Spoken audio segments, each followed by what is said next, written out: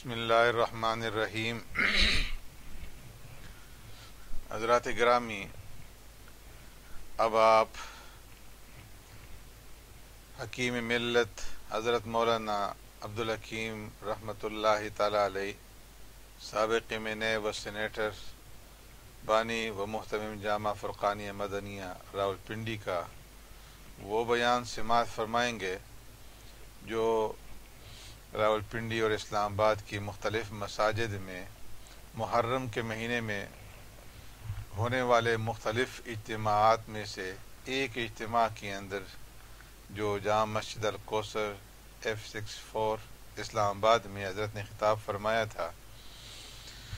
یہ محرم کے ان خطابات میں کے سلسلے کی ایک کڑی ہے جو آپ سماعت فرمائیں گے۔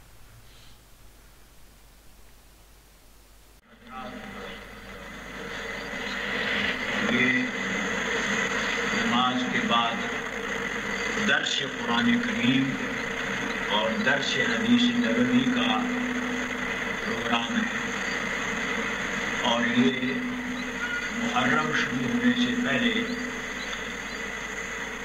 اسلام آباد شہر اور پنڈی کے علماء نے مشترکہ طور پر ایک پروگرام طے کیا کہ تمام مساجد میں جہاں کا امام خطیب اور نمازی تعاون کریں اور چاہیں تو ہم لوگ اللہ کے رضا کے لیے 10-15 منٹ آدھا گھنٹہ جتنے نمازی بیٹھ سکیں، برداشت کر سکیں، سن سکیں، اور ان کو طلب ہو، ضرورت ہو، اس کے مطابق دینی باتیں، اسلامی باتیں، عقیدے اور عمل کی ضروریات کے لیے بیان کر دیں، تاکہ لوگ جو دیکھا دیکھی روایات میں بہے جا رہے ہیں اور اتنے گندے رواجات کہ ان کا اسلام کے ساتھ اتنا دور کا بھی واسطہ نہیں ہے جتنا یہاں سے روس اور چین دور ہے، اور لوگوں نے ان رواجوں کو عین اسلام سمجھ گئے تو اپنا پیسہ، اپنا وقت، اپنی جان، تینوں چیزیں رواجوں پہ لگاتے ہیں، اور پھر خوش بھی ہوتے ہیں کہ اچھا کام کیا، بڑا ثواب ملے گا، حالانکہ نہ اس پہ ثواب ملتا ہے نہ وہ اچھا کام ہے۔ بجائے ثواب کے کل اللہ تعالیٰ کے حساب کتاب کا چیکنگ کا جب مسئلہ شروع ہوگا تو پھر یہ ساری قوتیں فرد نے یا ساری قوم نے رل مل کے لگائی ہیں، ان ساری چیزوں کا حساب دینا پڑے گا، اور اس حساب کے وقت میں اللہ کے ارشاد، رسول اللہ کے ارشاد کے مطابق پھر ان رواج کرنے والوں کی خلاصی نہیں ہوگی، اور پھر بجائے ثواب کے عذاب ہی عذاب ہوگا۔ اللہ تعالیٰ اس سے بچائے۔ اس برے منظر، اس برے انجام سے بچانے کے لیے اہل علم نے اپنے منصب اور اپنے رتبے کا لحاظ کرتے ہوئے کہ خدا کی طرف سے یہ ہماری ذمہ داری ہے کہ ہم صحیح راستہ بتائیں، مسلمانوں کو صحیح مسلک بتائیں، مسلمانوں کو صحیح عقیدہ بتائیں، مسلمانوں کو صحیح دین بتائیں، اور اس دین کے ساتھ جو اضافے ہو رہے ہیں مسلمانوں کو بتائیں کہ یہ اضافے مت کرو ورنہ دین ختم ہو جائے گا۔ جیسے کہ پیغمبروں کا دین نزول قرآن کے وقت اور اس کے بعد کے یہودیوں سے دین جاتا رہا اور بے دینی رہ گئی، نام یہودی مذہب ہے، لیکن وہ یہودیت جو موسیٰ علیہ السلام کے دور میں تھی اور موسیٰ علیہ السلام کی نبوت کے جو تعلیمات تھی، تو موجودہ دور کے یہودی نزول قرآن رسول اللہ کے وقت سے لے کے آج تک کے یہودی کے پاس اس دین کا کوئی حصہ نہیں رہا۔ کہتے وہ اپنے آپ کو دین کرے، جیسے کہ عیسیٰ علیہ السلام کے دور مقدس کا دین جو انجیل شریف میں خدا نے اتارا ہے، تو حضرت عیسیٰ علیہ السلام کا وہ دین، اللہ کے رسول کی نبوت اور رسالت کا وہ پیغام حضرت عیسیٰ علیہ السلام کے اللہ کی طرف سے ان کو زندہ اٹھا لینے کے بعد پوری دنیا کے عیسائیوں میں وہ دین نہیں رہا، نہ وہ خدا کی توحید ہے اور نہ وہ خدا کے رسولوں پہ ایمان لانا ہے اور نہ وہ عقیدہ ہے اور نہ وہ عمل ہے۔ ایک نسبت رہ گئی ہے کہ ہم عیسائی ہیں، اور نسبت بھی عیسائی کے اس معنی کر کے کہ عیسیٰ کو گندا عقیدہ ایجاد کر کے خدا کا بیٹا مان کے اور اپنے آپ کو اس بیٹے کا تابعدار بنا کے اور بیٹے کی قربانی سے اپنی مغفرت کا عقیدہ ایجاد کر کے آج کل کا عیسائی، آج کل کا نصرانی قرآن کے محاورے میں یہ اس کا انجام ہے۔ اس لیے کہ نبی والا دین آہستہ چھوڑتے چھوڑتے، عقیدے چھوڑتے چھوڑتے یہ اس کفر تک پہنچ گئے۔ تو رسول اللہ صلی اللہ علیہ وسلم، آپ سارے حضرات درود شریف پڑھیں۔ رسول اللہ صلی اللہ علیہ وسلم نے بھی اپنی اس امت کو سمجھانے کے لیے یہی کچھ ارشاد فرمایا وصیت کے طور پہ کہ میرے امتیوں، میرے بعد میرے دین کے اندر، اسلام کے اندر جو میں نے تمہیں 23 سال میں سکھایا ہے، اور نہ صرف سکھایا ہے بلکہ 23 سال میں میں نے سکھایا بھی اور سکھا کے اپنے سامنے تم سے عمل بھی کروایا ہے، قانون بھی سکھایا اور پھر اس قانون پر عمل کرنے کی اٹکل بھی سکھائی اور عمل کروا کے، پریکٹس کروا کے اور بتایا کہ دیکھو یہ دین۔ تو رسول اللہ نے فرمایا کہ میرے بعد میرے اس دین میں تم اپنی خواہش کی بنیاد پہ، اپنے خاندان، گھر، قبیلے، برادری، اپنے عقیدت مند کی خواہش کی بنا پہ کوئی بڑا آدمی ہے، کوئی دنیا کا بڑا ہے، کوئی دین کا بڑا ہے، کوئی بڑی قبر کا مالک ہے، کوئی بڑی مسجد کا مالک ہے، کوئی بہت زیادہ مریدوں کا مالک ہے، کوئی بڑی حکومت کا مالک ہے، کوئی بڑی زمین کا مالک ہے، کوئی بہت سارے پیسوں کا مالک ہے، تو ان لوگوں کے اثر کے نیچے آ کے ان کی وجہ سے ہے میرے امتیوں، تم میرے دین میں نہ کمی کریو نہ میرے دین میں زیادتی کریو۔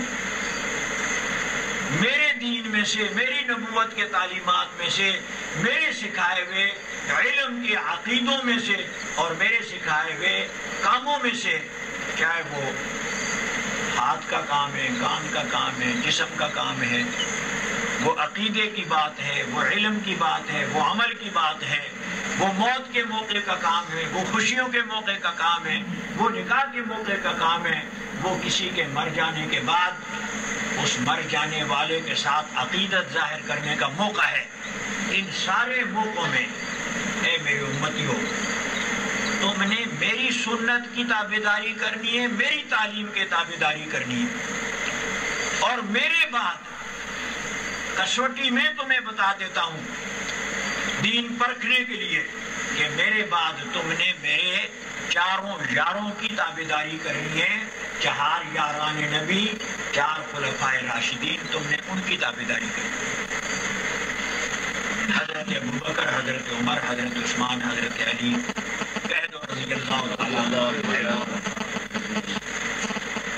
یہ جو 4 ہے نا، یہ اللہ تعالیٰ نے میری نبوت کے تعلیمات کے میرے بعد ان کو میرے اللہ نے مبلغ بنایا ہے، ان کو میرے اللہ نے میری نبوت اور رسالت کے تعلیمات اور علم اور عقل اور دین اور دنیا، جائز اور ناجائز ہونے کے لیے میرے اللہ نے ان کو میری نبوت کے علم میں سے، قرآن کے علم میں سے اور میری سنت کے علم میں سے، میری موجودگی میں، میری سربراہی میں انہوں نے ٹریننگ لے کر کے یہ اس طریقے سے تیار ہو چکے ہیں کہ یہ جو کریں گے، جو کروائیں گے، جو بولیں گے، جو سکھائیں گے، جو فیصلے کریں گے، جیسے یہ حکومت چلائیں گے، وہ سارا نظام اللہ کی توفیق کی وجہ سے ان کا جو نظام ہوگا تو وہ ہو بہو میرا سکھایا ہوا، میرا بتایا ہوا ہوگا۔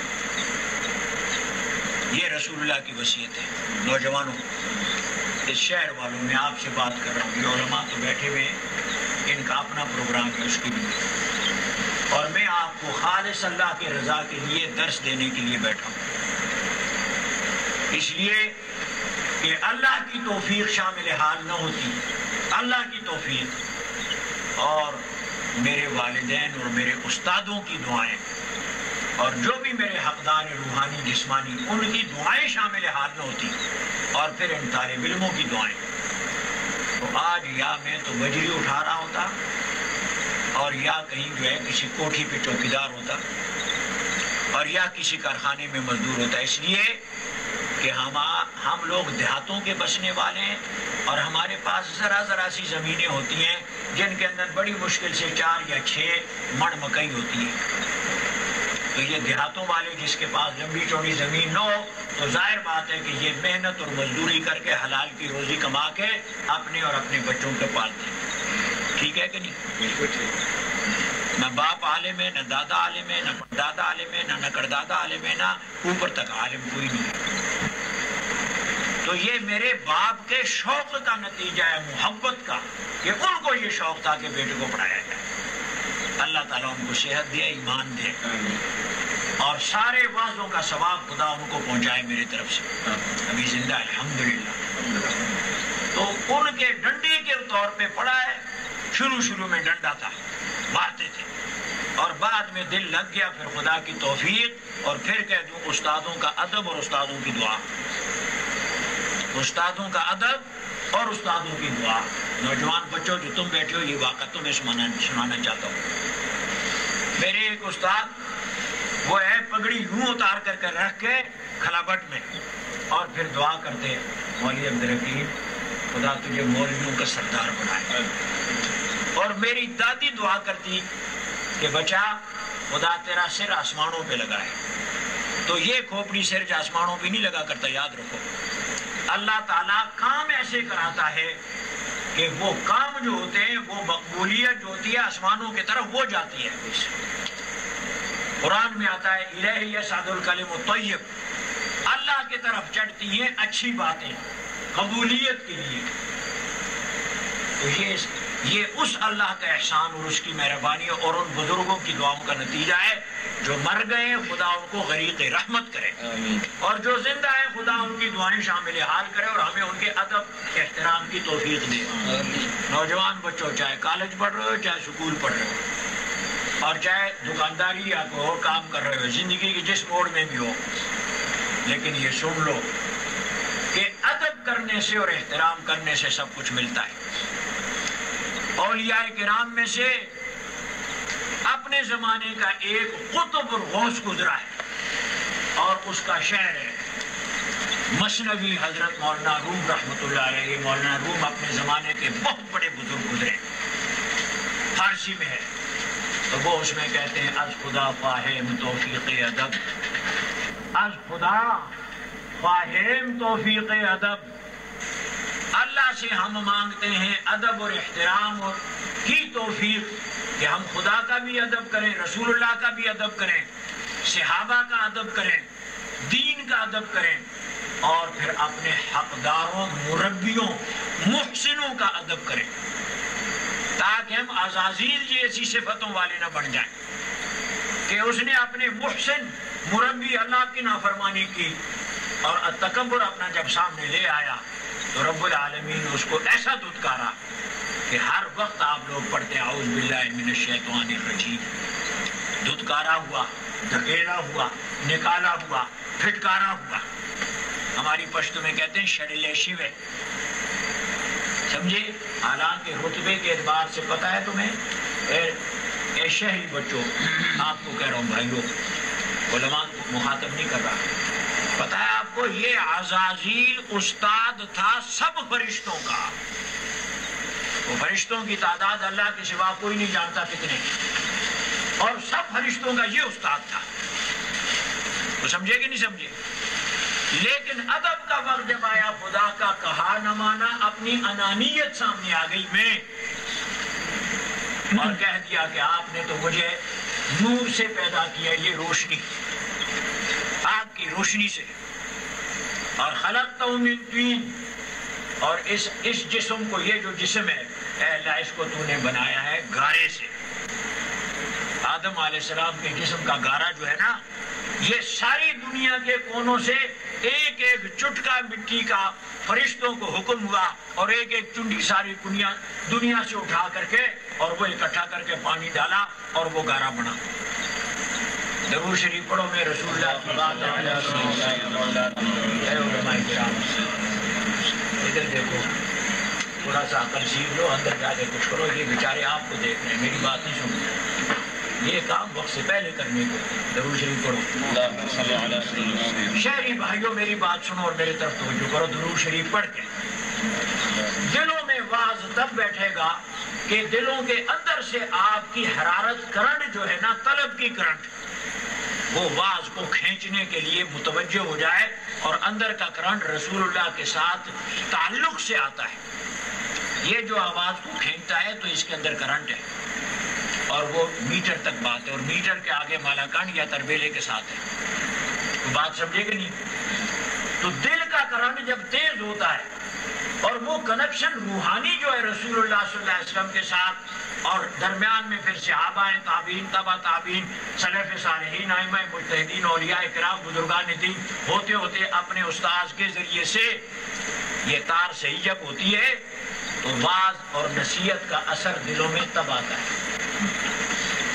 واعظ اور نصیحت کا اثر اور شوق دلوں میں تب پیدا ہوتا ہے, اندر بلب تازہ ہو جاتا ہے. اور اگر یہ کرنٹ صحیح نہ فیوز ہو جائے تو وہ چاہے حافظ ہو, چاہے قاری ہو, چاہے مولوی ہو, بادشاہ ہو, وزیر ہو, امیر ہو, دولت مند ہو, کروڑوں حج کرتا رہے, ہزاروں رکعت نفل پڑھتا رہے, لیکن اس کے دل میں بات جا کے اثر نہیں کرتی. اس کے دل میں بات جا کے اثر نہیں کرتی.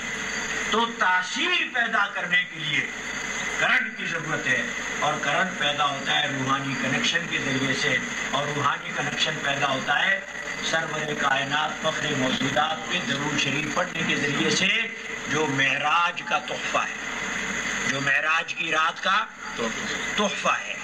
وہ درود جو اللہ نے رسول اللہ کو سکھایا کہ اپنی امت کو سکھا, اور صبح رسول اللہ نے جب نماز سکھائی تو سلام سے پہلے واشہد ان محمدن عبدہ و رسولہ, اس لفظ کے بعد پھر رسول اللہ نے سکھایا کیا پڑھو, اللہم صلی علی محمد, بولو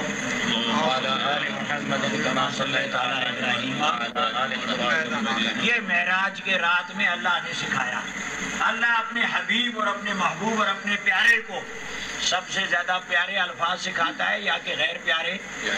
آپ میرے کاروباری بھائی بولے. اللہ اپنے پیارے حبیب محبوب کو سب سے زیادہ جو اللہ کو پیارے الفاظ ہیں, اچھے لگتے ہیں, اللہ نے وہ الفاظ سکھائے. ٹھیک ہے. اور رسول اللہ نے پھر صبح وہی پیارے الفاظ جو ہے حضرت خدیجۃ الکبریٰ اور حضرت صدیق اکبر اور حضرت عثمان اور دوسرے جو لوگ مسلمان ہو چکے تھے اور جن کو نماز سکھائی. تو جیسے آپ اپنے بچوں کو جب نماز سکھاتے ہیں تو جو آپ کو نماز آتی ہے آپ اپنے بچوں کو وہی سکھاتے ہیں یا کچھ اور؟ تو رسول اللہ نے جب نماز سکھائی تو رسول اللہ نے نماز میں بیٹھ کے بعد, کھڑے ہو کے نہیں, بیٹھ کے بعد اپنے بلا رخ ہو کے رسول اللہ نے پھر درود پڑھنا اور سلام پڑھنا اپنے اوپر اور ساری امت کے اوپر پڑھنا رسول اللہ نے سکھایا. بعد بیٹھا ہوا ہے, سر جھکا ہوا ہے, اللہم صلی علی محمد وعلی آل محمد. ترجمہ اس کا یہ, اے اللہ سلامتی و رحمتیں اتار, سلامتی و رحمتیں اتار علی محمد سیدنا محمد رسول اللہ پر, وعلی آل محمد, اور جو کوئی بھی محمد رسول اللہ کا ساتھ دیتا ہے تیری توحید کے قبول کرنے میں اور تیرے قرآن کے ماننے میں, جو شخص بھی محمد رسول اللہ کا ساتھ دیتا ہے ان کا تابعدار بنتا ہے, خدایا اس پر بھی رحمت آ جائے.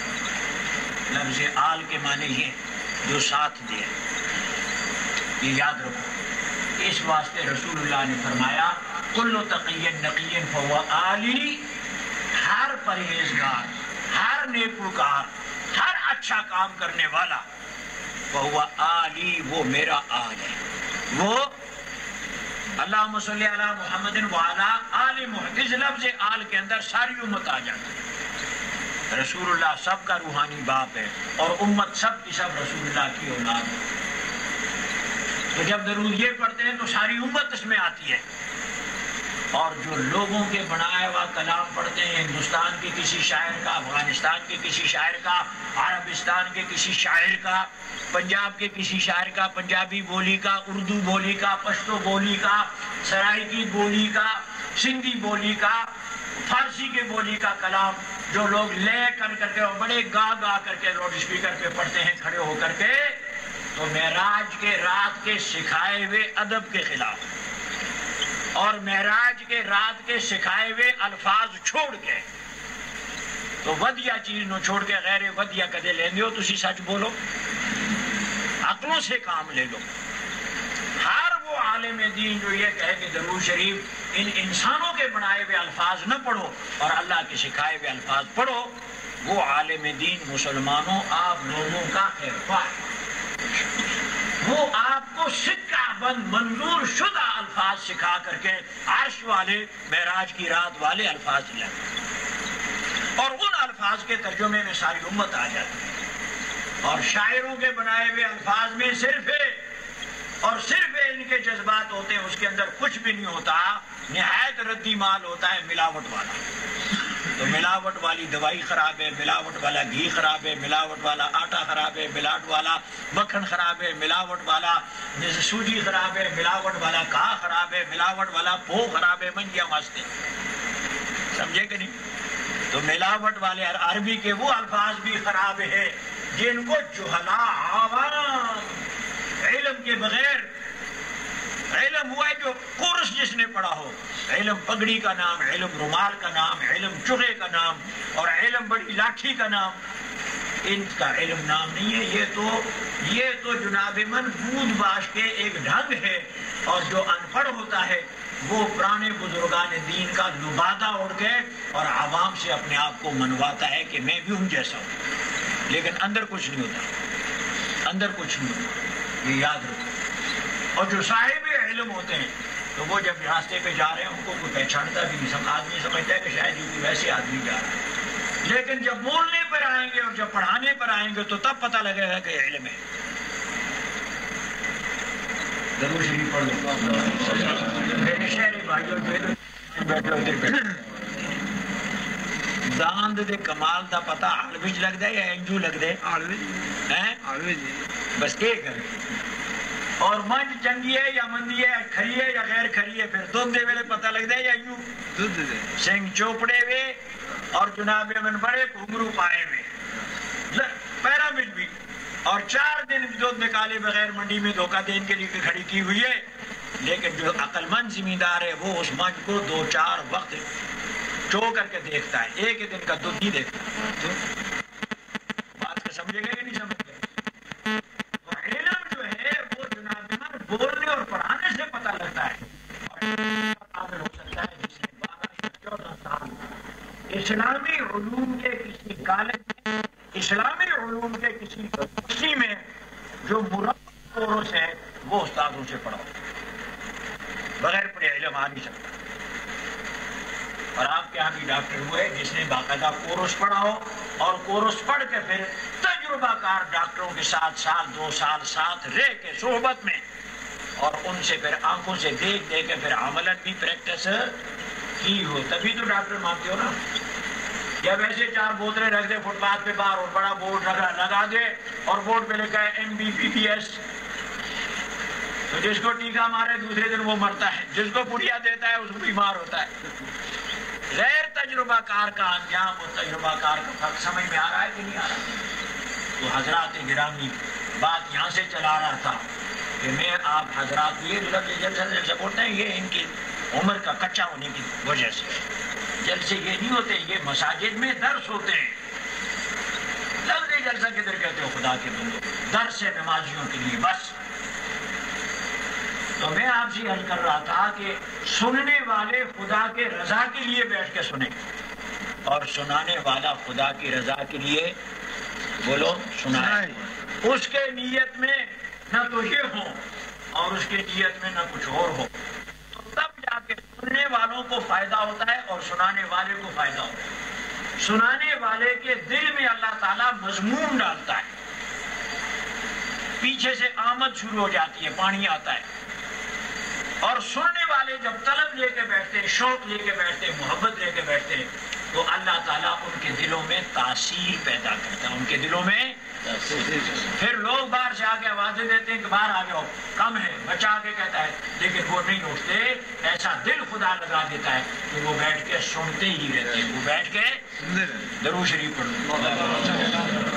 حضرات، تو میں عرض کر رہا تھا کہ سرور کائنات صلی اللہ علیہ وسلم نے وصیت فرمائی، حضور نے وصیت فرمائی اپنی امت کے لیے، اور آپ نے فرمایا دیکھو، یاد رکھو، علیکم بسنتی و سنت الخلفاء الراشدین، میرے امت والو، میری سنت اور میرے بعد پھر میرے خلفاء راشدین کی سنت کو لازم پکڑو، میری سنت اور میری سنت کے بعد میرے خلفاء راشدین، رسول اللہ کی جانشین کتنے ہیں؟ بولو، رسول اللہ کی جانشین کتنے ہیں؟ میرا سوال شہری بھائیو آپ سے، یہ علماء تو مجھے پڑھاتے رہتے ہیں، رسول اللہ کے دنیا سے اللہ تعالیٰ نے جب اپنی طرف بلا لیا تو پھر رسول اللہ صلی اللہ علیہ وسلم کے بعد رسول اللہ کے کام کو آگے بڑھانے اور رسول اللہ کے نبوت کے تعلیمات جو یہ قرآن کریم ہے، اس کو آگے انسانوں کو سکھانے، بتانے، پڑھانے، عمل کروانے اور ظاہر و باطن کو خدا کی رضا کے مطابق بنانے کا کام، اور ایگزیکٹلی اور دنیا کے نظام کو بھی چلانے کا کام جو رسول اللہ نے 23 سال چلایا، اس سارے نظام کو رسول اللہ کے بعد پھر کس نے چلایا؟ حضرت ابوبکر صدیق، پہلا یار نبی دا، پہلا یار، پہلا نمبر ابوبکر تھا۔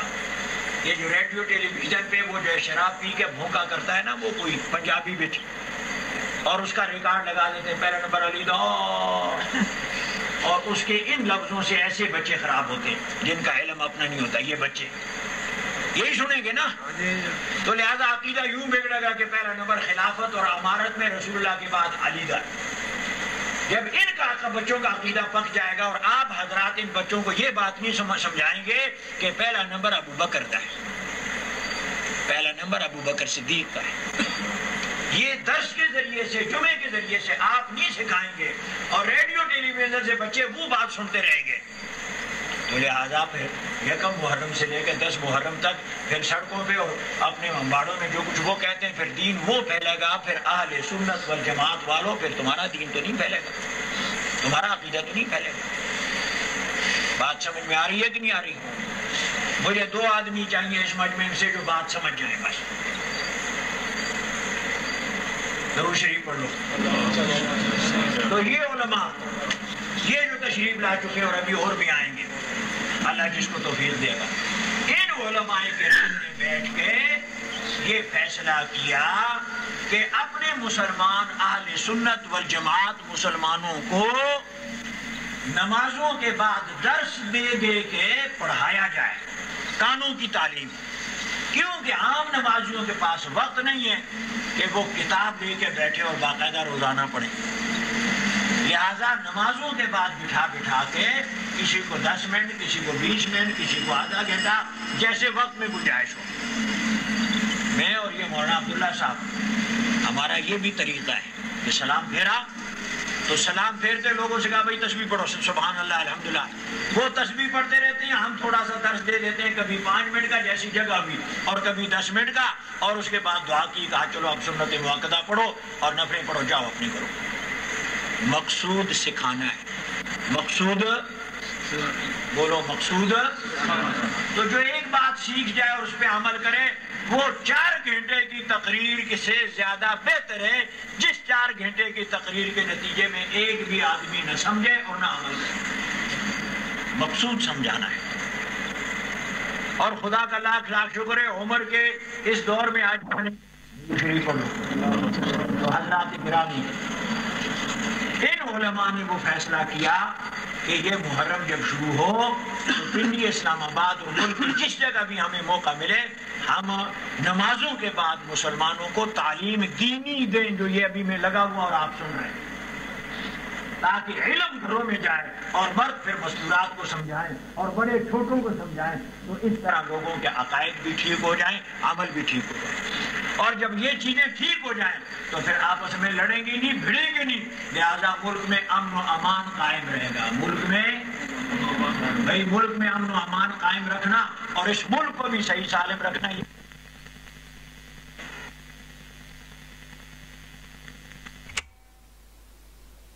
نہ ہوا تو ایران دوڑ جائیں گے، یا جو یہ سمجھتے ہیں کہ یہ گھر پاکستان نہ ہوا تو کابل میں دوڑ جائیں گے، سمجھے کہ نہیں، یا یہ گھر نہ ہوا تو واپس ہندوستان میں دوڑ جائیں گے، وہ پرلے درجے کے احمق ہیں، وہ پرلے درجے کے پاگل ہیں۔ اب تو یہی گھر ہے، وہ وقت گیا سن 47 والا کہ وہاں دوڑ جائیں گے، اب آگے سے آگے جو جائے گا آگے سے ہندو اور کھتری جو ہے مل کے سیدھا کر کے رکھ دیں گے، روزانہ وہاں مارتے ہیں، اور کابل کی طرف منہ کریں گے تو آگے سے روس کی فوجیں آگے سے کھڑی ہوئی ہیں، بھون کے رکھ دیں گے، وہ ہڑپ کریں گے۔ اب آخری مکان دنیا میں رہنے کا یہی پاکستان ہے، اس کے اندر رہتے ہوئے اس کو بنائیں گے، اس کو ٹھیک کریں گے، اس کو جو آدمی بگاڑتا ہے اس سے لڑیں گے، اس کو جو لوٹ رہا ہے اس سے لڑیں گے، اس کو جو تباہ کرتا ہے اس سے لڑیں گے، فرد ہو یا جماعت ہو، رعایا ہو یا حکومت ہو، یہ گھر کی بات ہے۔ لیکن گھر کو صحیح سالم رکھنا ہمارے فرائض میں شامل ہے۔ اور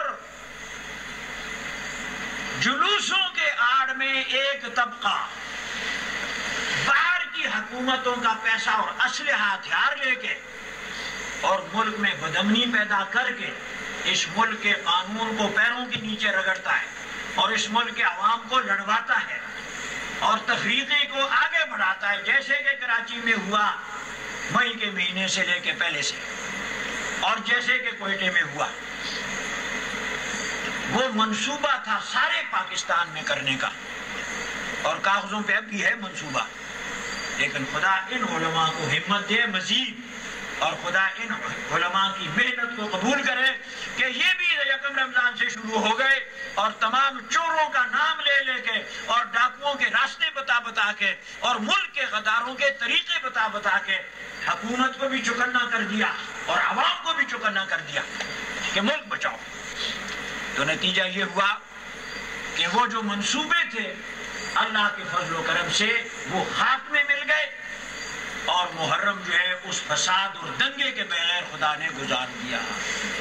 اہل سنت والجماعت یہ آپ کی ہوشیاری، آپ کی بیداری اور آپ کے ان علماء حق کی محنت کا نتیجہ ہے، جو وقتی مفادات کے خاطر چپ نہیں ہوئے، اور جو عالم دین کہتا اپنے آپ کو اہل سنت والجماعت ہے اور وہ صحابہ پہ غیرت نہیں کھاتا، وہ ابو بکر پہ غیرت نہیں کھاتا، وہ عمر پہ غیرت نہیں کھاتا، وہ عثمان سے نورین پہ غیرت نہیں کھاتا، وہ عثمان کے جس کو نبی کریم نے اپنے جگر کا ایک ٹکڑا پہلے شادی کر کے دیا بیٹی، اور جب وہ بیٹی فوت ہو گئی تو رسول اللہ صلی اللہ علیہ وسلم نے پھر اپنے جگر اور اپنے جسم کا دوسرا ٹکڑا نکاح کر کے دے دیا۔ ساری دنیا میں ایسا کہیں نہیں ہوا جیسا کہ حضرت عثمان کو خدا نے جو شرف دیا، رحمت للعالمین خاتم النبیین جناب محمد الرسول اللہ اتنے راضی ہیں عثمان سے، اور عثمان خدا کو اتنا پیارا ہے کہ اللہ رسول کے دل میں ڈالتا ہے، اور رسول کو اللہ مشورہ دیتا ہے، اور رسول اللہ اس پہ عمل کر کے رکھتے ہیں۔ اپنے داماد کے رنڈوا ہو جانے کے بعد دوسری بیٹی بیاہ کے دے دیتے۔ اس دنیا میں آساڑے پنڈا میں آدمی اپنے پڑوئی اپنے داماد تو ناراض ہوئے اور وہ رنڈوا ہو جائے تو کوئی قبیلہ کوئی برادری پھر دوبارہ رشتہ دے دیں؟ بولو نہیں، اپنے پنڈا سے سوچ لو، سماجی اصولوں پہ تو پسند ہوتا ہے تبھی دیتے ہیں۔ اور عثمان نبی کا پسند ہے، اور نبی کو اس لیے پسند ہے کہ خدا کا پسند ہے۔ اور آج رسول اللہ جو آرام کر رہے ہیں مسجد نبوی ساری کی ساری، اور پھر رسول اللہ جو آرام کر رہے ہیں، عمر جو آرام کر رہا ہے، اور ابو بکر جو آرام کر رہا ہے، اور یہ روزہ اور اس کے ارد گرد کا یہ سارا ٹکڑا، اور جس کے اندر 5 وقت نماز ہوتی ہے اور ایک نماز کا ثواب 50,000 نمازوں کا ہے، یہ ان سونے کی اشرفیوں کا خریدا ہوا ٹکڑا ہے جو سیدنا عثمان نے اپنی جیب سے ادا کی، اور زمین کا ٹکڑا خرید کے اور اللہ کے نام کا وقف کر کے رسول اللہ کی تولیت میں دے دیا۔ نبی تو آج بھی حضرت عثمان کی خریدی ہوئی زمین میں آرام کر رہے ہیں۔ تو سمجھے کہ نہیں سمجھے؟ تو عثمان خدا کو پسند نہ ہوتا تو رسول اللہ کو اللہ وہاں چھوڑتا. اب جو شخص عثمان کے ساتھ بیر رکھتا ہے، عثمان کی غیبت کرتا ہے، عثمان غنی پہ الزام لگاتا ہے، جامع قرآن کو برا بھلا کہتا ہے، لکھنے میں، تحریر میں، مرثیے میں، اپنی تقریر میں، اپنے جلوس میں، تو وہ شخص خدا کے ساتھ مقابلہ کر رہا ہے رسول اللہ کے مدی مقابلے. رسول کے پسند کو ناپسند کرنا اپنا انجام جہنم ہے. خدا اس سے بچائے. عثمان کا یہ ادب اور احترام میرے شہر کے عزیزوں، یہ آپ کا مسلک ہے، خدا اس پہ قائم رکھے. ٹھیک ہے کہ نہیں؟ یہ ہے اہل سنت والجماعت. تو ان علماء کرام کو خدا بڑے درجات دنیا اور آخرت میں دے کہ یہ رسول اللہ کی سنت کو زندہ کر رہے ہیں اور مسلمانوں کو تھوڑا تھوڑا تھوڑا تھوڑا علم سکھا رہے ہیں اور صحیح عقیدہ سکھا رہے ہیں. تو اسلام کے لیے صحیح عقیدہ یہ ہے کہ رسول اللہ کے خلفائے راشدین اور صحابہ کے بارے میں جو میں نے آپ کے سامنے عرض کیا، یہ عقیدہ رکھا جائے. ہمارا کوئی جھگڑا نہیں ہے. یہ بیچارے باہر ادھر ادھر بھی پھر رہے ہیں اور یہاں بھی ایک دو بیٹھے ہوں گے اور ہمارے ہی نوکر ہیں، ہماری ملازم ہیں اور ان کا ہونا بھی بڑا ضروری ہے. رسول اللہ نے بھی غزوہ بدر کے رات محکمہ خفیہ والے بنا کے 2 صحابہ بھیجے تھے، جا کے پتہ لے کر آؤ کہ ابو جہل کی فوج کتنی ہے. تو سمجھے کہ نہیں؟ خفیہ کارنامے سر انجام دینا کوئی بری بات نہیں ہے، بشرطے کہ جھوٹی رپورٹ نہ لکھے اور جھوٹا مقدمہ کسی پہ قائم نہ کروائے. تو خفیہ محکمہ تو رسول اللہ نے بھی قائم کیا اور اس کے بعد خلفائے راشدین نے بھی قائم کیا. تو میرے حضرات سن لو کہ اس ملک میں بسنے والے حضرات کے ساتھ، شیعہ لوگوں کے ساتھ زمین کا جھگڑا ہے. بنے کا جھگڑا نہیں، گراؤں والوں جائیداد کا جھگڑا نہیں ہے، رشتہ لینے دینے کا جھگڑا نہیں ہے. لڑائی اسی پر ہوتی ہے نا. نہ جائیداد کا جھگڑا ہے، نہ رشتہ لینے نہ دینے کا جھگڑا ہے، اور اس کے علاوہ اور بھی کچھ جھگڑا ہے. جھگڑا صرف اس بات کا ہے کہ ہمارے مربی ہمارے محسن، ہمارے مربی ہمارے محسن، ہمارے پیروں ہمارے استادوں اور ہمارے روحانی دادوں کو یہ گالیاں دیتے ہیں، بے ادبیاں کرتے ہیں، لہذا ہمیں ان بے ادبیوں سے دکھ ہوتا ہے. گالیاں دینا شرافت کے خلاف ہے، گالیاں دینا آدمیت کے خلاف ہے، اور گالیاں دینا اسلام کے خلاف ہے. ٹھیک ہے کہ نہیں؟ تو رسول اللہ کے 4 یار کو، رسول اللہ کے صحابہ صحابیات کو، رسول اللہ صلی اللہ علیہ وسلم کے دوسرے صحابہ کو جو 4 لاکھ کی نفری رسول اللہ صلی اللہ علیہ وسلم جماعت چھوڑ کے گئے ہیں، 23 سال میں محنت کر کے، مرد اور عورتوں پہ مشتمل، بالغ نابالغ سارے بچوں سن لو، رسول اللہ کے صحابہ مرد اور عورتیں ملا کے کتنی تعداد ہے؟ قریباً 4 لاکھ. قریباً ان کو یہ برا نہ کہیں اس لیے کہ وہ مر چکے، خدا کے حوالے ہو چکے، ہم ان کے ساتھ عقیدت رکھتے ہیں. ہم نے ان کو کچھ بھی نہیں کہنا. ہم نے وہاں ڈی سی کے میٹنگ میں، امن کمیٹی میں اور کمشنر کے یہاں بھی کہہ دیا تھا. سمجھے کہ نہیں؟ یہ جو ریٹائر ہو گیا اپنا روزگار چلانے کے لیے کالا جھنڈا لگا کے مکان پہ اور لوگوں کو جو اکٹھا کرنا شروع کر دیتے ہیں، ان ٹھیکیداروں کو، کوئی ریٹائر میجر، کوئی ریٹائر کرنل، کوئی ریٹائر بریگیڈیئر، ادھر سے ٹھیکیدار آئے ہوئے تھے. تو وہ بات چلی، میں نے کہا کہ ہمارا اختلاف تمہارے ساتھ ہے، تمہارے بولنے پہ، تمہارے لکھنے پہ، تمہارے کرتوتوں کے ساتھ اختلاف ہے. حضرت حسن حسین تو ہمارے سب کے مقتدا ہیں. ٹھیک ہے کہ نہیں؟ اور حسن حسین کیا، حضرت حسین رضی اللہ تعالیٰ عنہ سے نیچے جو حضرات صوفیاء کرام جن کو یہ 12 امام کہتے ہیں، ان میں امام جعفر صادق ہے، ان میں امام کاظم ہے، ان میں موسیٰ رضا ہے، ان میں اور چلے آتے. ہمارے تو پیری مریدی کی شجرہ نسب میں وہ شامل ہے. بات سمجھے کہ نہیں سمجھے؟ ہم جب اپنا شجرہ پڑھتے ہیں یاداشت کے طور پہ کہ ہمیں یہ فیض کن سے ملا، تو پھر پڑھنا پڑتا ہے احمد و صدیق و سلمہ قاسم استو جعفر است، امام جعفر رضی اللہ تعالیٰ عنہ. احمد و صدیق سلمہ قاسم استو جعفر است، با یزید بلحسن ذو بو علی جا تاج سرست. اور بول لیا لکھن دیا انہیں سب دلے کی طرح رہنمائی تو کر میری. تو دیکھ لو، ہم تو ان کے نام صبح شام پڑھتے ہیں، اور یہ عقل کے دشمن اور ملک کے دشمنوں کے یہ ایجنٹ یہ جھوٹ بول کے بکواس لگا دے اور جی سنی جو ہے کہ امام حسین نو نہیں منتے، سنی سب کے سب امام حسین نو مننے۔ امام حسین نے نام دی روٹیاں کھانے والے 1985 کے ان لوگوں کو نہیں مانتے کہ جو حضرت امام حسین کے والد ماجد کے ساتھیوں کو گالی دیتے، سمجھے کہ نہیں سمجھے؟ جو حضرت امام حسن اور حسین کے والد ماجد کے داماد کو گالی دیتے ہیں۔ علماء کرام حضرت فاروق اعظم حضرت علی کے داماد تھے کہ نہیں؟ سن لو۔ اور ابھی قاری یوسف صاحب جو پڑھ رہا تھا، کاش کے سب نے ترجمہ پڑھا ہوتا۔ خدا اعلان کرتا ہے، براڈ کاسٹ کر رہا ہے، نام لے کے محمد الرسول اللہ، محمد اللہ کے رسول ہے، اور آگے صحابہ کو خدا سرٹیفکیٹ دے رہا ہے، تمغہ دے رہا ہے امتیاز کا، اور فرماتا ہے والذین معہ اشداء علی الکفار رحماء بینہم، اور جو لوگ محمد الرسول اللہ کے ساتھ معاہو ان کے ساتھ ہیں، کس پہ ساتھ ہیں؟ اسلام میں، کس پہ ساتھ ہیں؟ دین میں، کس پہ ساتھ ہیں؟ خدا کی توحید ماننے میں، کس میں ساتھ ہیں؟ خدا کے اس قرآن کو آگے پھیلانے میں۔ جو سب سے پہلے مسلمان ہوئے جو ان کے ساتھ ہیں، وہ سب کے سب خدا فرماتا ہے اشداء علی الکفار، کفر کے مقابلے میں بڑے سخت ہیں، کفر کے مقابلے میں، اور آپس میں رحماء بینہم، بڑے رحم دل ہیں۔ ان کے سینوں کو اللہ جانتا ہے، اس لیے اللہ وحی کر کے خبر دے رہا ہے کہ میرے نبی کے ساتھی، میرے نبی کے صحابہ آپس میں بولو رحماء بینہم، رحم دل ہیں۔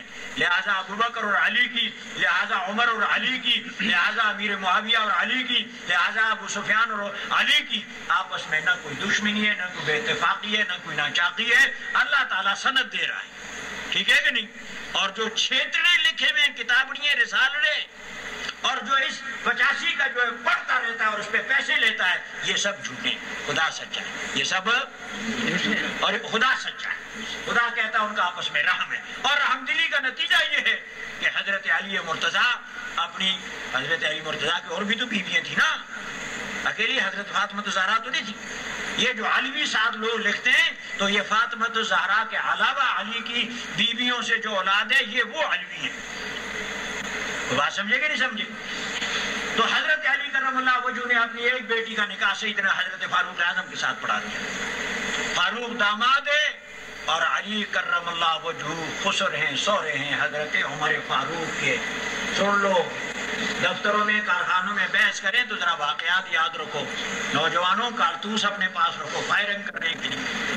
ویسے اڈی والوں کارتوس مراد تمہارے نہیں ہے، یہ مسئلے کے کارتوس کہہ رہا ہوں، مسئلے کے کارتوس تمہارے پاس ہونے چاہیے، اور تاکہ تم جواب دے سکو کہ تم جو آج بیان کرتے ہو اور بین کرتے ہو اور ابو بکر اور عمر اور عثمان پہ تبرہ کرتے ہو۔ تبرہ کے معنی ان سے اپنے آپ کو بری کرنا اور یہ کہنا کہ وہ مسلمان ہے ہی نہیں، علیہ باللہ۔ تو یہ تو تم بکواس کرتے ہو۔ حضرت علی کرم اللہ وجہ نے تو حضرت عمر کو بیٹی دے کے داماد بنایا، کیا کہو گے؟ محبت نہ ہو، اتفاق نہ ہو تو کوئی بیٹیاں دیتا ہے؟ اپنے پہ سوچ لو۔ حضرات گرامی، یہ تمہید سی تھاری ان علماء کی ان کے آنے تک، اور آپ کو پس منظر بتا دیا اس درس کا۔ یہ ہر رات ہوتا ہے مسجدوں میں، اور اکثر ہم دو دفعہ کرتے ہیں، کسی جگہ مغرب کے بعد اور اس کے بعد پھر عشاء کے بعد میں، دوسری جگہ جا کے عصر کے بعد میں۔ تو یہ تسلسل کے ساتھ ہو رہا ہے، اور انشاءاللہ اس تسلسل کو ہم جاری رکھیں گے تاکہ ہمارے مسلمان بھائیوں کو علمی، عقیدے اور اپنے مسلک اور مذہب کا فائدہ پہنچے۔ لہذا نوجوان عزیزوں، اب اس وعظ اور اس درس کو آگے جتنا ٹائم ان حضرات کے ذہن میں ظاہر بات اذان تک یہ چلائیں گے، آپ حضرات ڈٹ کے بیٹھ کے سنیں اور آخر میں پھر دعا مانگے۔ دودھ رڑنے کے بعد مکھن لینے کہ نہیں لینے؟ تو یہ دودھ رڑ رہے، واز کر رہے، ابھی درس دیں گے اور آخر میں دعا کا مکھن لینا ہے، پھر دعا کر کے جانے کی کوشش کریں۔ السلام